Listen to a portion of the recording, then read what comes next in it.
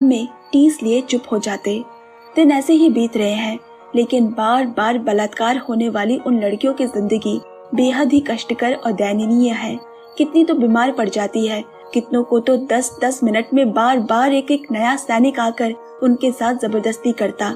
एक कमरे से निकलता तो लाइन में लगा दूसरा कमरे में घुसकर फिर से उसी के साथ जबरदस्ती करता। उनकी पीड़ा की तो कोई सीमाएं ही नहीं थी। ना ही उन्हें समझने वाला कोई था, ना ही उनकी समस्याओं को समझाने वाला।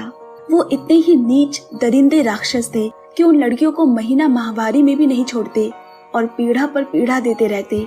इसके बाद उन्हें उसी हालत में बाहर का भारी भरकम काम भी करना पड़ता था। इसी बीच में मौका देख जुम्मिन ने अपनी दोनों सहेलियों से कहा, मैंने सुना है कि युद्ध की स्थिति अब सुधरने वाली है। हमें अब मौका देखकर यहाँ से भागना होगा।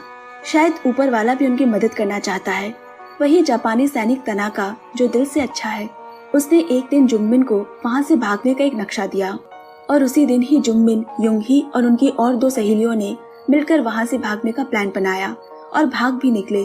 थोड़ी दूर वो सब गए ही थे कि दुर्भाग्यवश आर्मी को पता चल गया और फिर वो भागी हुई लड़कियों को ढूंढने बाहर निकल गए। या उनमें से एक लड़की किसी तरह उनसे अलग हो जाती है। उसे बीच रास्ते में ही आर्मी सेना ने पकड़कर बहुत पीटा और ये सब वो तीनों भी छुपकर देख रही होती है। ये देख जुम्मिन बोली, हमें वापस कैंप लौट जाना चाहिए, नहीं तो हमारी वजह से कैंप में सभी लड़कियों को वो पापी ऐसे ही मारेंगे।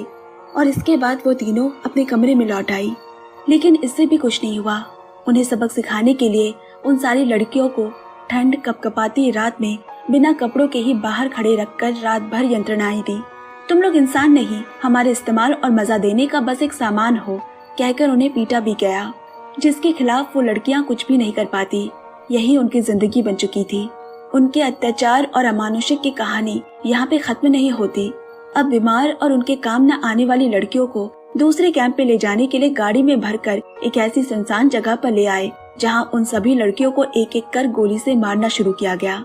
उनके बीच वही तनाका भी मौजूद है, जो उन बेचारी निहत्थे मासूम लड़कियों को ना मार सका, जिसकी वजह से एक दूसरे ऑफिसर ने उसे ही गोली से मारकर उन लाशों के बीच फेंक दिया और फिर उन सभी लाशों को एक साथ मिट्टी तेल देकर जला दिया गया। इस होते जुल्म के लगभग 2 साल बाद 1945 में जापान में एक बहुत बड़ी मुसीबत आ पड़ी। हिरोशिमा और नागासाकी